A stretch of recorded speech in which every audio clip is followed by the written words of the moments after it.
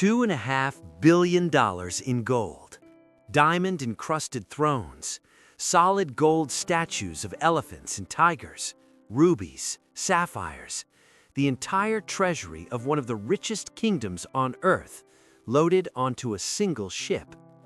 That ship has been missing for 515 years.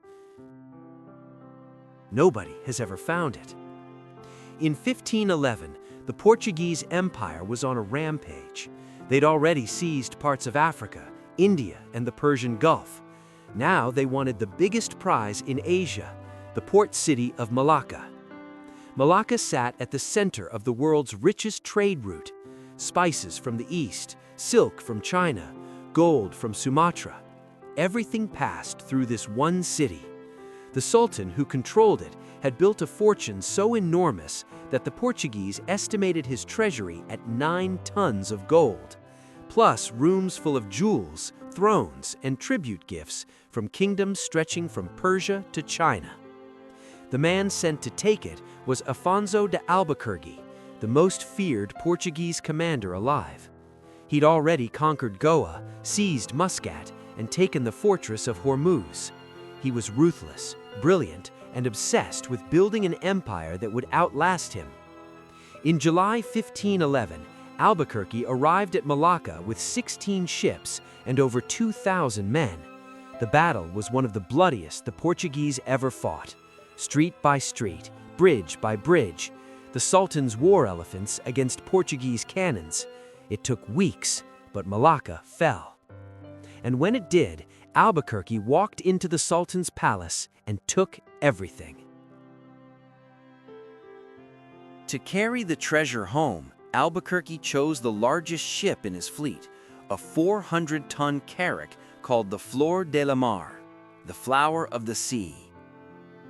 She was already 9 years old. Built in Lisbon in 1502, she was the biggest ship the Portuguese had ever constructed for the India route. But she had a reputation. Every time she was fully loaded, she became dangerously hard to steer. She'd already nearly sunk twice, once in the Mozambique Channel, where she leaked so badly she was stranded for 10 months waiting for repairs. Captains knew she was trouble when heavy. Albuquerque didn't care. He needed her size. The treasure from Malacca was too vast for any other vessel.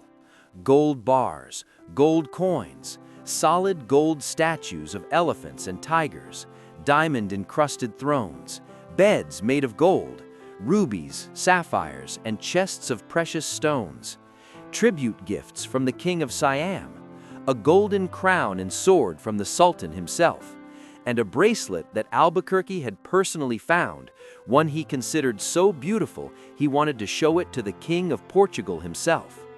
All of it was loaded onto the Flor de la Mar. One ship, one cargo, the entire wealth of a conquered kingdom.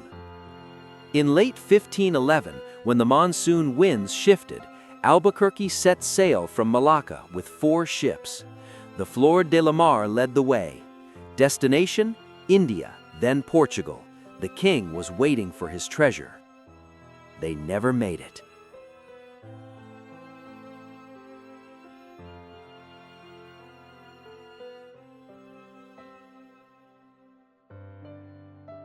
A few days into the voyage, somewhere in the Strait of Malacca, off the northeastern coast of Sumatra, a storm hit. The Flor de la Mar, overloaded, heavy, and already leaking, couldn't turn into the wind. The onshore gusts pushed her toward the coast. In the darkness of November 20th, 1511, the ship struck a reef. The hull cracked open, water flooded in. The Flor de la Mar broke apart. Albuquerque survived. He clung to wreckage through the night and was pulled onto a makeshift raft by a handful of crew.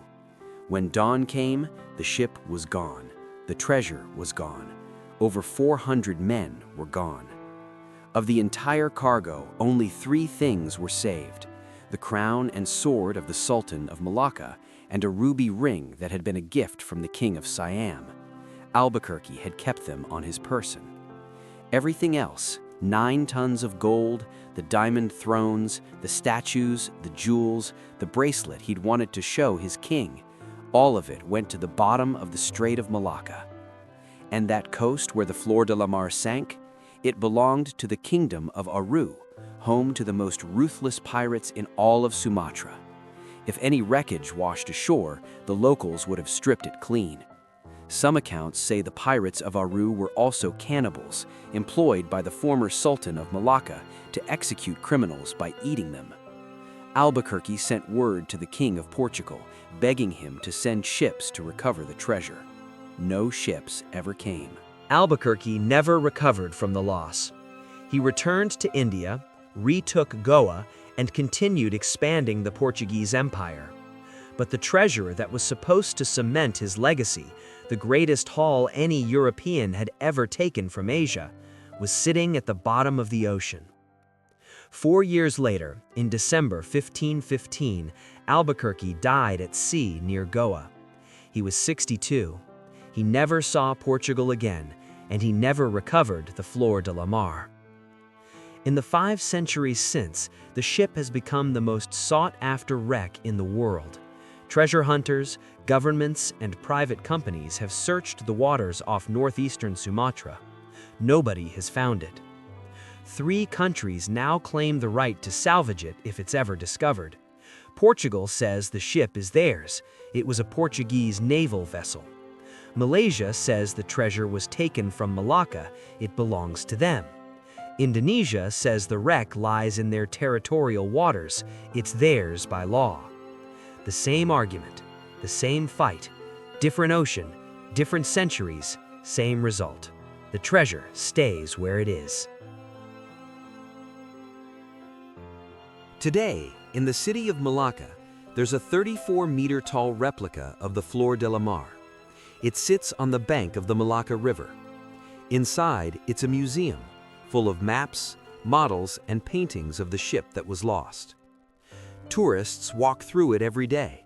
They take photos, they read the plaques, and then they leave. Somewhere off the coast of Sumatra, in the dark water of the Strait of Malacca, the real Flor de la Mar is still there, or what's left of it. Gold bars buried in silt, statues consumed by the sea, thrones no one will ever sit in again.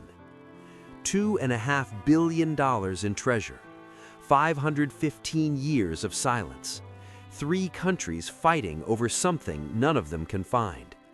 And the man who stole it all, the most powerful commander in the Portuguese Empire, died 4 years later with nothing to show for it. The ocean took it back.